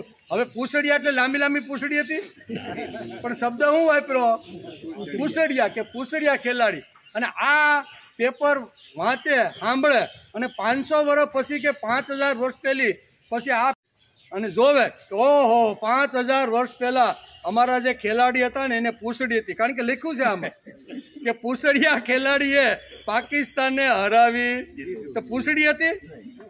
એ કાળમાં આપણે ખબર છે પૂછડિયા એટલે ખાલી ફક્ત જે બોલિંગ કરતા હોય, ફિલ્ડિંગ ભરતા હોય અથવા બેટિંગ ન કરતા હોય ને એના માટે છેલ્લે રાખે કે જરૂર પડે તો આને મેદાનમાં ઉતારવાના. પણ એને કઈ પૂછડી હતી નહીં. પણ અહીંયા છાપાવાળાએ શું લખ્યું? પૂછડિયા. અને આપણે એ પેપર 500 કે 1000 વર્ષ પછી આપણે કાઢીને ગોતીએ. અમારા પૂર્વજો કહેવા પડે હો ભાઈ, પૂછડીવાળા ખેલાડી બોલે, બરોબર. પછી એક બીજી ઘટના કે માનો કે આજે કંઈ કામ કરવાનું હોય સરકારી ઓફિસમાં તો કરપ્શન આપ્યા વિના, થોડું ઘણું કાંઈ લાલચ આપ્યા વિના, ટેબલ ઉપર આપ્યા વિના ઘણીવાર કામ આપણા થતા નથી. અને ઘણીવાર પેપરમાં આવે કે ફલાણો જે મોટો અમલદાર છે ને એ 50,000 રૂપિયા ખાઈ ગયો. કેવા? હું પેપરમાં શું આવે કે ફલાણો જે અમલદાર હતો ને એ 50,000 રૂપિયા ખાઈ ગયો. ને પેપરમાં આપણે વાંચી કે હવા. અને એ પેપર 500 કે 1000 વર્ષ પહેલાં આપણે હાથમાં લઈ તો આપણા આવનારી પેઢી છે એ શું છે? અમારા પૂર્વજો રૂપિયા કરન્સી ખાતા હતા, રૂપિયા પાણીમાં બોલી. આમાં લખ્યું છે હું કે આમાં લખ્યું છે કે 5000 રૂપિયા અમલદાર ખાઈ ગયો. તો હકીકતે ખાધા એટલે એને લીધા કરપ્શનથી, બરાબર ને? અને ઘણીવાર આવું બધું આવતું હોય છે તો એને સમજવા માટે આપણે થોડુંક આગળ જાય તો ખબર પડે કે એ કઈ સ્થિતિ હતી, કેવી રીતનું હતું. તેથી મહાભારત અને ઇતિહાસને અહીંયા બહુ સરસ રીતે વેદવ્યાસે બેયને ગ્રંથિત કરી દીધો છે. મહાભારત એટલે કે ઇતિહાસની પણ જરૂર છે અને ફિલોસોફીની પણ જરૂર છે. ઇતિહાસ અને ફિલોસોફીને સાથે રાખીને તો કોઈ પણ વિચાર આપણા જીવનમાં દ્રઢ થાય. નહીંતર ખાલી ફિલોસોફી આપણા માથા ઉપરથી હોય એટલી જ્ઞાનની વાતો કરીને તો ઘણીવાર આપણે કેચઅપ કરી શકીએ નહીં. એટલે બંને વાતો ભાગવા અહીં કહેશે બંને સાથે રાખીએ. બીજી એક ઘટના કે 1990ની ઘટના કે 1990ની અંદર જ્યારે સપ્તતી સમારોહ હતો અને મુંબઈની અંદર ચોપાટી ઉપર એક કાર્યક્રમ ગોઠવાનો સ્વાધ્યાય પરિવારનો. પાંડુરંગ શાસ્ત્રી આવ્યા, 3 દિવસનો કાર્યક્રમ હતો અને એની અંદર હોડકાઓ લઈને ઘણા સાગર પુત્રો પોતાના એ રસ્તેથી ત્યાં આવ્યા અને પાંડુરંગ શાસ્ત્રીએ એને સુંદર મજાની ત્રિકાળ સંધ્યા શરૂઆતમાં પારાયણ કરે એવું આ લોકોએ પારાયણ કર્યું. સરસ મજાના વેદના મંત્રો બોલ્યા. કોણ? માછીમારો. અને માછીમારો વેદના મંત્ર બોલ્યા, ત્રિકાળ સંધ્યાનું પારાયણ આ માછીમારોએ કર્યું. અને બીજે જ દિવસે હું ત્યાં હતો એટલે અમને ખબર છે, સવારમાં અમે પેપર જોઈને તો એમાં લખ્યું કે પાંડુરંગ શાસ્ત્રીએ માછલીને વેદ ભણાવ્યા. શું હતું? પહેલાં ફ્રન્ટ પેપર ઉપર હતું એમ કે પાંડુરંગ શાસ્ત્રીએ આ મુંબઈની ચોપાટી ઉપર ગઈકાલે લાખો માછીમારોના મોઢે વેદના મંત્રો બોલાવ્યા. હકીકતે માછલીને મોઢે બોલાવ્યા, પણ માછીમારનો જે ધંધો કરતા હતા, આવા જે સાગર પુત્રો હતા, જે ખાઈ પીને મજા કરો, પત્ની પૈસા ન આપે તો મારો, પણ પૈસા લઈને બોટલ લેવા માટે ગમે તેમ આવી રીતના મારઝૂડ કરવાવાળા જે માછીમારો હતા, એની પાસે પાંડુરંગ શાસ્ત્રી ત્રિકાળ સંધ્યા લઈ ગયા, સુંદર મજાના સ્તોત્ર લઈ ગયા અને બધાને કીધું કે પણ તમે પણ આ બોલી શકો. તો એ બોલતા બોલતા આવ્યા અને ત્યાં પત્રકારો બધા ઘણા બધા મીડિયા હતા, એ બધા મીડિયાએ ફ્રન્ટ સાઈડમાં લખી દીધું કે પાંડુરંગ શાસ્ત્રીએ ગઈકાલે ચોપાટી ઉપર માછલીના મોઢેથી વેદો ભણાવ્યા. જેમ પાડાના કેવો પાડાના મોઢેથી 1 પ્રહર સુધી કોઈને વેદ બોલાવ્યા? બસ જ્ઞાનેશ્વર. હા, જ્ઞાનેશ્વર ને આપણે એ આવે છે ને કે જ્ઞાનેશ્વરે જયારે પાડા ઉપર હાથ મૂક્યો તો પાડાના મોઢામાંથી 1 પ્રહર સુધી વેદના મંત્ર નીકળે. આ બધું કહેવાનો અર્થ કે એ કાળમાં જાય તો જ આપણને ખબર પડે કે એ કાળમાં કઈ ઘટનાઓ ઘટી હતી. તેથી ઇતિહાસ અને અહીંયા આપણે તત્વજ્ઞાનને સાથે લેવાનો પ્રશ્ન દુર્યોધનનો હતો કે તમે સારામાં સારી વિદ્યા તમારા શિષ્યને ભણાવી, એનો કાંઈ વાંધો નથી, પણ તમારા કરતા સવાઈઓ શા માટે બનાવ્યો? અત્યારે આ દુર્યોધનનો પ્રશ્ન કુરુક્ષેત્રના મેદાનની અંદર પોતાના રથમાંથી ઉતરી અને પિતામહ ભીષ્મની સામે આવીને, દ્રોણાચાર્યની સામે આવીને ઊભો રહી ગયો છે અને કહે છે, શું કામ ભણાવ્યો? દ્રોણાચાર્ય વૈદિક સંસ્કૃતિના મહામાનવ છે, તેથી તેનું કર્તવ્ય છે, તે મહાન કર્તવ્ય તેણે બજાવ્યું છે. દ્રોણાચાર્ય રાગ દ્વેષ રહિત હતા, વૈદિક તત્વજ્ઞાનને વરેલા હતા, તેથી આવેલા બધા જ વિદ્યાર્થીઓને સરખું ભણાવવું તેમનું વૈદિક તત્વ એવું એનું માનસ હતું. દ્રોણાચાર્યની સામે ગમે તેવો વિદ્યાર્થી આવે એને બધાને રાગ દ્વેષ રાખ્યા વગર સારી રીતે અને સમજદારીપૂર્વક એને ભણાવવાનું સરખું હતું. કર્તવ્ય આવે એટલે નિરપેક્ષતા આવે, અને નિરપેક્ષતા આવે એટલે રાગ દ્વેષ મુક્તતા આવે. તેથી રાગ દ્વેષ રહિત દ્રોણાચાર્યને આવેલા બધા જ વિદ્યાર્થીઓને આવી રીતનો અભ્યાસ કરાવ્યો છે. એમાં આ દ્રુપદનો પુત્ર એટલો આગળ નીકળી ગયો હોય તો એમાં ભાઈ તને શું વાંધો છે? દ્રોણાચાર્ય કહે છે. એટલે કે શ્રેષ્ઠ કર્તવ્ય બજાવે એ જ વૈદિક સંસ્કૃતિનો માણસ ગણાય, ખરો ધર્મ સમજાવે છે. દાખલા તરીકે પિતા અને પુત્ર, કેવા પિતા અને પુત્ર. પિતા માનો કે કોઈ સરકારી નોકરીમાં એટલે કે પ્રાથમિક શાળામાં શિક્ષક છે, ગામડિયામાંથી ભણીને આવેલા એ આદિવાસી શિક્ષક રિટાયર થયો અને રિટાયર થઈને પોતાના ગામડામાં જાય છે અને પોતાના ગામડાની અંદર, કારણ કે આદિવાસી વિસ્તારની અંદર 645 એટલે પોટલી પીવાનું મોટા ભાગે આપણે ઘણા ઘરોની અંદર જોવા મળે છે. એવા સમયે આ રિટાયર થયેલો શિક્ષક ઘરની અંદર આવી રીતના શું કહેવાય વ્યસનની અંદર એવો ચડી ગયો છે કે એને પોટલી વગર હાલે ને. ઘરમાં એનો યુવાન દીકરો રહે છે તો યુવાન દીકરા તરીકે એને પોતાને જે દીકરા તરીકેની જે ફરજ છે એ દીકરા તરીકેની ફરજ એને બજાવવી જોઈએ. બરોબર, જે કાંઈ હોય તે એ બધાવી પડે કે રૂપિયાનું લઈને એને આપી ગયો ને એટલે શાંતિથી હોઈ જાય, એમ કરીને પણ પિતાને સંભાળવાનો પ્રયત્ન કરવાનો હોય છે. પિતા દારૂ પીવે છે એટલે કે ચાલો તો શું કરશે? પુત્રના કર્તવ્યમાં જે આવે સામે પિતા ગમે તે હોય તો આ એને પુત્ર તરીકેની ફરજ એને બજાવવી પડે છે. તેથી હું આચાર્ય હતો અને આચાર્ય તરીકે મારી સામે ગમે તે વિદ્યાર્થી ભણવા માટે આવે તો પણ મારે એને આ વાત ભણાવવાની છે. ભણાવતો અને તમે સવાયો શા માટે કર્યો? વિશાળ મનોવૃત્તિ, વિશાળ હૃદયથી, એટલે કે ધૃષ્ટદ્યુમ્નને ભણાવ્યો છે, બરાબર. અને 100% જેટલું જ્ઞાન કે જેટલી વિદ્યા હતી ને એ બધી બધા જ વિદ્યાર્થીઓને આપી દીધી છે. એટલે મારા કરતાં મારો વિદ્યાર્થી સવાયો થાય એ જ અહીંયા કોઈ પણ જે ગુરુ હોય ને એને આવી વિશાળ દ્રષ્ટિ હોય છે. દ્રોણાચાર્ય કર્તવ્ય આવી રીતના છે. તો પાછો બીજો પ્રશ્ન આપણે એ ઊભો થાય કે બધા જ વિદ્યાર્થીઓને જો દ્રોણાચાર્ય પોતાના તપોવનમાં જો ભણાવવા માટે બધાને રાખતા હોય તો એકલવ્યને શા માટે ન રાખ્યો? બીજો પ્રશ્ન ઊભો થાય કે નહીં? આગળ કીધું છે કે કર્તવ્ય, દ્રોણાચાર્યએ પોતાનું કર્તવ્ય બજાવ્યું કે હું આટલી વિદ્યા ભણ્યો છું તો મારા તપોવનમાં જે વિદ્યાર્થી આવે ને એને મારે 100% વિદ્યા મારે ભણાવવી જોઈએ. ત્યાં એકલવ્ય પણ વિદ્યા અભ્યાસ કરવા માટે દ્રોણાચાર્યના અહીંયા તપોવનમાં આવે છે. દ્રોણાચાર્ય એનું ઇન્ટરવ્યૂ લેશે અને બધું જોઈને કહેશે કે ભાઈ હું તને વિદ્યા ભણાવી શકું એમ નથી. તો પ્રશ્ન બાજુ ઊભો થાય કે દ્રોણાચાર્ય એકલવ્યને વિદ્યા ભણાવવાની શા માટે ના પાડી? આ એક પ્રશ્ન થાય કે નહીં? નહીંતર આપણે અહીં બેઠા છીએ કે હમણાં તમે કહેતા હતા કે દ્રોણાચાર્ય પોતાનું કર્તવ્ય બજાવ્યું છે, પછી ગુરુનો એટલે કે દુશ્મનનો દીકરો આવે તો પણ મારે વિદ્યા ભણાવવાની, અને ગમે તેવો બ્રાહ્મણ, ક્ષત્રિય, વેશ કોઈ પણ આવે તો મારા કર્તવ્ય પ્રમાણે મારે વિદ્યા એને ભણાવવાની છે. તો તમે તો અહીંયા કર્તવ્યચ્યુત થયા છો. એકલવ્યને તમે ના પાડી દીધી કે હું આ છોકરાને વિદ્યા ભણાવી શકતો નથી. અને ખરી વાત પણ ખરી છે. એકલવ્ય ત્યાંથી નીકળે છે, વિચાર કરે છે ગુરુ તો મારે આને જ બનાવવાના. જંગલમાં ગયો, દ્રોણાચાર્યની મૂર્તિ ઊભી કરી અને એના સામે બાણની બધી જ ટાઈપની વિદ્યા એ એકલવ્ય ત્યાં ભણે છે. એક દિવસ જંગલમાં પાંડવોની સાથે દ્રોણાચાર્ય આવી રીતના ફરતા ફરતા જંગલમાં જાય છે.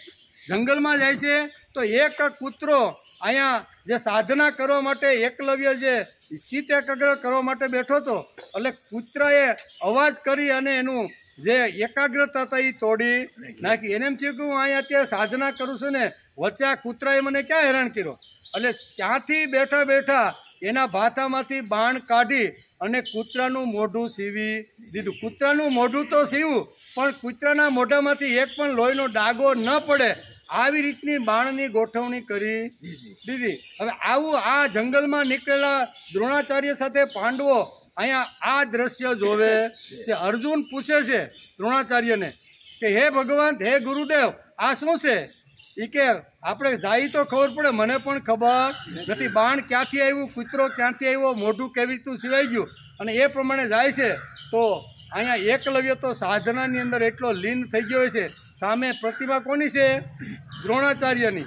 અને એ જોવે છે તો કે આ તો એકલવ્ય છે, મેં જેને વિદ્યા ભણાવવાની ના પાડી હતી એ જ આ અર્જુન કરતાં પણ શ્રેષ્ઠ બાણાવાળી થયો. એટલે વિચાર કરવા લાગ્યા દ્રોણાચાર્ય, બરાબર. અને પછી અહીંયા ઓળખાણ થાય. પછી એ કે ભાઈ તું શું કરે છે? તો કે વિદ્યા ભણું છું. કોની પાસેથી ભણ્યો? તો કે આ પ્રતિમા રાખીને તમારી જ મૂર્તિ મેં બનાવી છે, તમારો શિષ્ય હું છું. તો શિષ્ય તરીકે જો તું મારો મને શિષ્ય તરીકે માનતો હોય ને તો તારે મને કાંઈ ગુરુ દક્ષિણા આપવી જોઈએ. બોલો ગુરુદેવ, તમને શું જોઈએ છે? તો કે મને તારો એક અંગૂઠો કાપીને આપી દે. શા માટે ભાઈ? અહીંયા તપાસ કરતા દ્રોણાચાર્યને ખબર પડી કે એકલવ્યને એણે વિદ્યા ભણાવવાની શા માટે ના પાડી. એણે તપાસ કરી, ઇન્ટરવ્યુ લીધું ને તો હિરણ્ય ધનુનો પુત્ર હતો. કેવો? હિરણ્ય ધનુનો પુત્ર એકલવ્ય હતો. અને હિરણ્ય એટલે સોનું. એના બાપા ફક્ત ભોગ ભોગ, વૈભવ વૈભવ, મારી તોડીને ગમે ત્યાંથી પૈસા લાવો, પણ આપણા ઘરમાં સોનું આવો એનો બાપ હતો. કેવો? દ્રોણાચાર્ય ચારે બાજુ તપાસ કરી કે આ છોકરો વિદ્યા ભણવા આવ્યો છે તો એનું કુળ કેવું છે, ક્યાં રહે છે, કોણ માતા પિતા છે, એ તપાસ કરતાં ખબર પડી કે આને જો વિદ્યા હું ભણાવીશ ને તો વિદ્યાનો ગેરઉપયોગ કરશે, સમાજનું સત્યાનાશ નીકળી જાય ને એના તરફ જ આ કરશે. કારણ કે હિરણ્ય ધનુ, હિરણ્ય એટલે સોનું અને ધન, એટલે કે સોનું અને ધનની અંદર જેની દ્રષ્ટિ છે ને એવા બાપનો આ દીકરો છે. અને એ બાપના પગલે હાલ્યો તો સમાજની અંદર ઘણું સત્યાનાશ કાઢી નાખશે. એટલે એને વિદ્યા ભણાવી નહીં, પણ વિદ્યા તો ભણ્યો જ, અને ભણ્યા પછી અંગૂઠો માગે છે. શા માટે? કે આ જો વિદ્યાનો ઉપયોગ એટલે કે ધર્મની વિરુદ્ધ જો કરશે ને તો સમાજનું ઘણું મોટું નુકસાન થશે. તેથી અંગૂઠો માગી અને આવી રીતનો એની જે શક્તિ હતી ને એ થોડી ક્ષીણ કરવાનો પ્રયત્ન કર્યો. અને હકીકત પણ એમ બની છે કે જે વખતે જરાસંઘ આવી રીતનો મોટો આવી રીતનો રાજા હતો, મથુરા ઉપર એને 17 વખત આવી રીતનું યુદ્ધ કર્યું ને, અને એ જ વખતે એકલવ્ય એના પક્ષમાં ભરીને સરસેનાપતિ બની ગયો. બન્યું ઈ જ ને કે જરાસંઘનો સેનાપતિ એકલવ્ય બન્યો. ભલે એ કે અંગૂઠો કાપી નાખ્યો, પણ આ 2 આંગળીથી બાણ છોડવાનું એટલું સર પણ અર્જુન કરતાં શ્રેષ્ઠ બની શક્યો નહીં. કહેવાનો અર્થ કે જે શક્તિ મળી છે, સંપત્તિ મળી છે, એ ક્યાં વપરાય છે, કેવી રીતની વપરાય છે ને, એટલે આચાર્ય કે હું એ પણ ધ્યાન રાખું છું કે મારી સાથે જે વિદ્યાર્થીઓ ભણવા આવે છે ને એનું બધું કુળ ને મૂળ સુધી તપાસીને પછી એને બધાને ભણાવવું છે કે મારી વિદ્યા ખોટે રસ્તે વાપરે નહીં. એટલે અહીં 2 પ્રશ્ન ઊભા થાય છે. એ કે સારામાં સારી વિદ્યા આપી, સારામાં સારો તમે ધૃષ્ટદ્યુમ્નને શ્રેષ્ઠ બનાવ્યો, બરાબર ને, તો આવો શા માટે બનાવ્યો? તો કે મારી પાસે મારું જે કર્તવ્ય હતું ને એ કર્તવ્ય મેં બનાવ્યું છે. આમ કરીને અહીંયા ઘણી બધી પ્રકારો આપને સમજાવે છે. આગળ કહે છે કે હિરણ્યધનુ દ્રોણાચાર્યને ખબર પડતી હતી કે વિદ્યા ભણાવતા ન હતા. દક્ષિણામાં અંગૂઠો શા માટે માંગ્યો તે પણ આપણે સમજવાનો પ્રયત્ન કર્યો.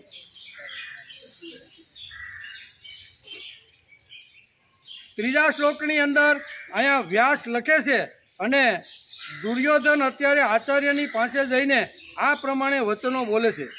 પશ્યેતામ પાંડુ પુત્રાણામ આચાર્ય મહતી સમૂહ યુઢામ દ્રુપદ પુત્રેણ તવ શિષ્યેણ ધીમતા. હે ગુરુદેવ, આપના બુદ્ધિમાન શિષ્ય દ્રુપદ પુત્ર ધૃષ્ટદ્યુમ્ન વડે યુવાકારે ઊભી કરાયેલી પાંડુ પુત્રોની આ અત્યંત વિશાળ સેનાને તમે જો આટલા આ શ્લોકની અંદર આટલી વાતો આપણે જોવાનો પ્રયત્ન કર્યો. દ્રુપદ પુત્રેણ આ પદ કહેવાનો આશય એ છે કે આપણે મારવાના ઉદ્દેશને કારણે જે દ્રુપદે યાજ અને ઉપયાજ કેવા યાજ અને યુપયાજ આ 2 જે બ્રાહ્મણો છે ને એ બ્રાહ્મણો દ્વારા એણે યજ્ઞ કરાવી અને યજ્ઞમાંથી આવી રીતના તમને મારવા માટે જ આ યજ્ઞ કર્યો હતો. અને એમાંથી ધૃષ્ટદ્યુમ્ન આવી રીતના યજ્ઞમાંથી આવ્યો, જેનાથી ધૃષ્ટદ્યુમ્ન ઉત્પન્ન થયો. એ જ આ દ્રુપદ પુત્ર ધૃષ્ટદ્યુમ્ન આપણી સમક્ષ વિરોધ પક્ષે સેનાપતિમાં ઊભો રહ્યો છે. એમ અત્યારે દુર્યોધન અત્યારે આચાર્યને આ પ્રમાણે કહે છે. જોકે અહીં દુર્યોધન દ્રુપદ પુત્રને સ્થાને ધૃષ્ટદ્યુમ્ન પણ કહી શક્યો હતો, તો પણ દ્રુપદ દ્રોણાચાર્યની સાથે જે વેર રાખતા હતા તે વેરને અત્યારે યાદ કરાવી દીધું. કદાચ ભૂલી ગયા હોય, કારણ કે દ્રુપદને પકડીને અહીંયા આચાર્ય જે લાવ્યા હતા અને આચાર્ય જે વખતે દ્રુપદની પાસે માગવા માટે ગયા હતા અને એને જે મોટામાં મોટા ખરાબ વચનો કીધા હતા ને એ ભૂલી ન જાય એટલે દ્રુપદ પુત્ર ધૃષ્ટદ્યુમ્ને આવી સુંદર મજાની વ્યૂહ રચના ગોઠવી છે એ પણ યાદ કરાવે છે કે તમારો દુશ્મન અને તમારા દુશ્મનનો પુત્ર બંને અત્યારે યુદ્ધના મેદાનની અંદર વ્યૂહાકાર સેના ગોઠવી અને કેટલી વિશાળ સેના ગોઠવી છે એનું વર્ણન કરે છે. પાંડુ પુત્રાનામ એતામ વ્યુઢિમ મહતીમ ચમુ. દ્રુપદ પુત્ર દ્વારા પાંડવોની આ વ્યૂહાકારે ઉભેલી રખાયેલી ઘણી મોટી સેનાને જુઓ. તાત્પર્ય એ છે કે પાંડવો ઉપર આપ સ્નેહ રાખો છો, એ જ પાંડવોએ આપણા વિરોધ પક્ષે ખાસ આપને મારવાવાળા દ્રુપદને દ્રુપદ પુત્રને સેનાપતિ બનાવીને રચના સ્નેહ રાખતા હો તો ઓછામાં ઓછું આપણે મારવાવાળાને તો પોતાની સેનાનો મુખ્ય સેનાપતિ બનાવત નહીં, એટલો અધિકાર તો ન જ આપત, પરંતુ બધું જ જાણવા છતાં પણ એમણે એને સેનાપતિ બનાવી દીધો છે. એટલે તમારો જ શિષ્ય તમારી સામે આવી રીતનો આવીને ઊભો રહ્યો છે. જોકે કૌરવોની અપેક્ષાએ પાંડવોની સેના સંખ્યામાં ઓછી હતી. કેવી? કૌરવોની દ્રષ્ટિએ જોઈએ તો પાંડવોની સેના ખૂબ જ ઓછી, એક બાજુ 11 ને એક બાજુ 7 અક્ષણી હતું. એટલે ઘણી ઓછી હતી, અર્થાત કૌરવોની સેના 11 અક્ષરની હતી અને પાંડવોની સેના 7 અક્ષરની હતી. તો પણ દુર્યોધન પાંડવોની સેનાને ઘણી મોટી દર્શાવી રહ્યો છે. પાંડવોની સેનાને ઘણી મોટી કહેવાના 2 કારણો છે. શું કહે છે કે પાંડવોની સેના ખરેખર 7 અક્ષરની છે, પણ છતાંય અમારી સેના કરતાં ખૂબ જ મોટી અને વિશાળ સેના છે, એવું કહેવાનો અહીંયા 2 વાતો અહીંયા દુર્યોધનના મનમાં છે. એક તો પાંડવોની સેના એવી રીતે વ્યૂહકારે ઊભી હતી જેથી દુર્યોધનને થોડી સેના પણ ઘણી મોટી દેખાઈ આવી હતી.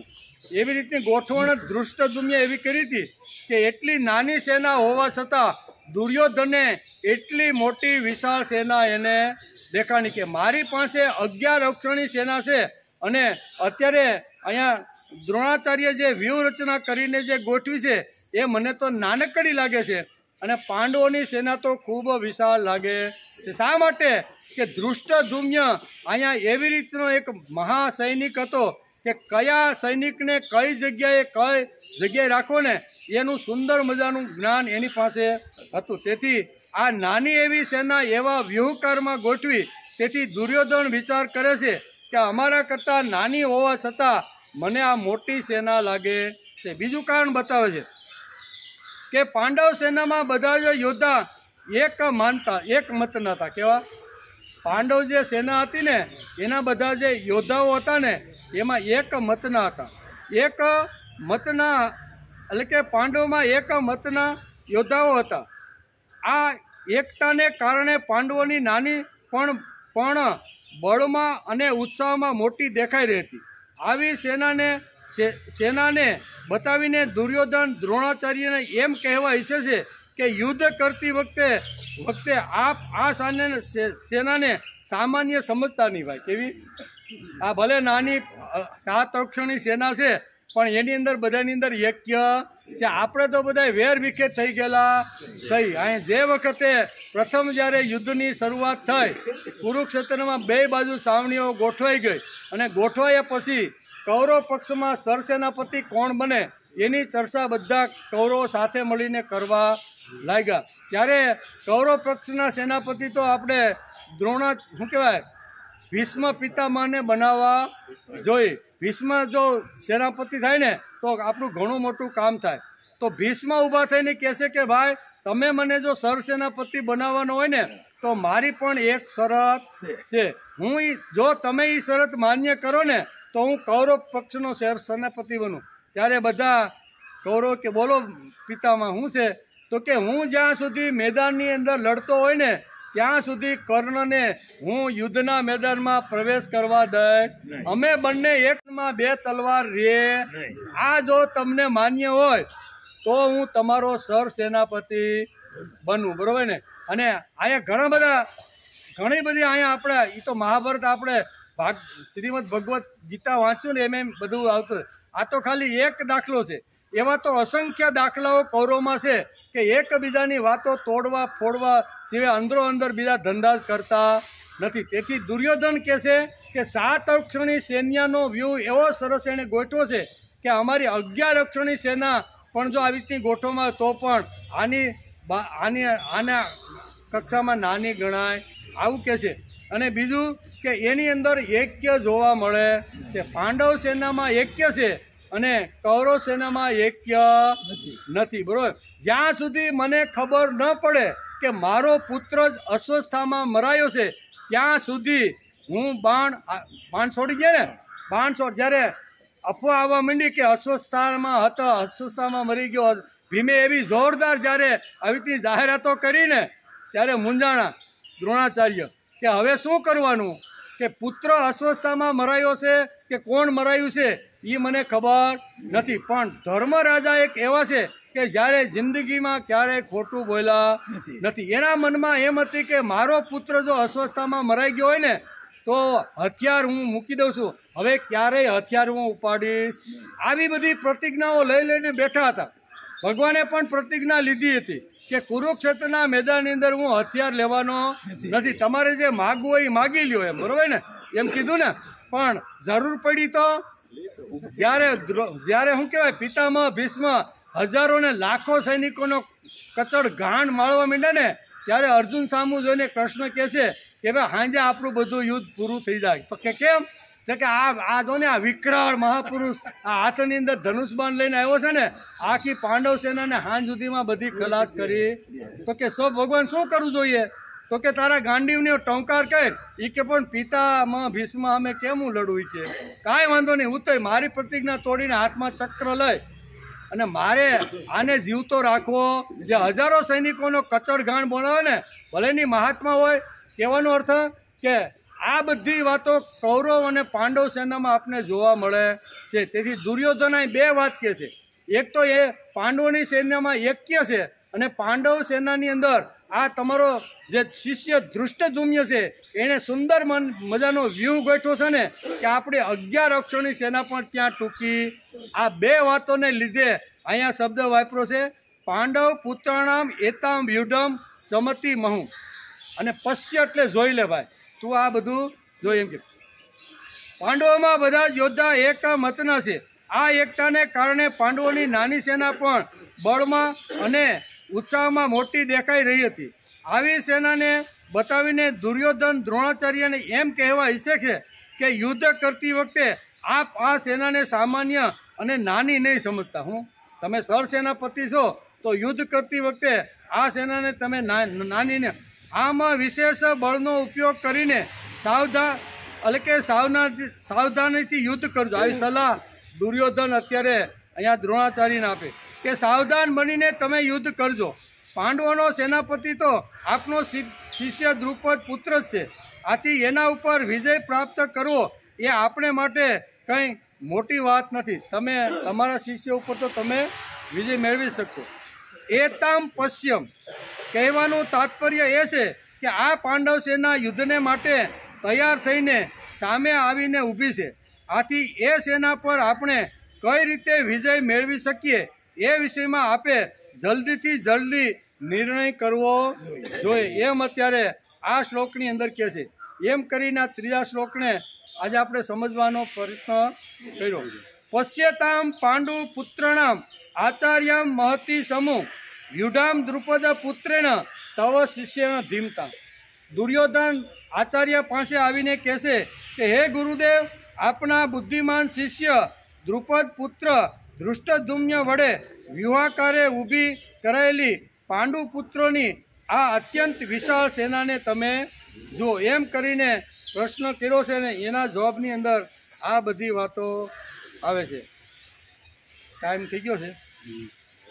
આવતીકાલે ચોથો 4, 5 અને 6 ત્રણેય ભેગા છે અને એમ આખી યુદ્ધની અંદર કયા કયા યોદ્ધાઓ છે એનું વર્ણન કરવામાં કે આ કુરુક્ષેત્રના મેદાનમાં કેટલા કેટલા યોદ્ધાઓ આવ્યા છે, એમાં પાંડવ પક્ષના કેટલા છે અને કૌરવ પક્ષના કેટલા યોદ્ધાઓ છે એનું વર્ણન કરવામાં આવ્યું છે. આપણે ક્યાં ઉતાવળ છે?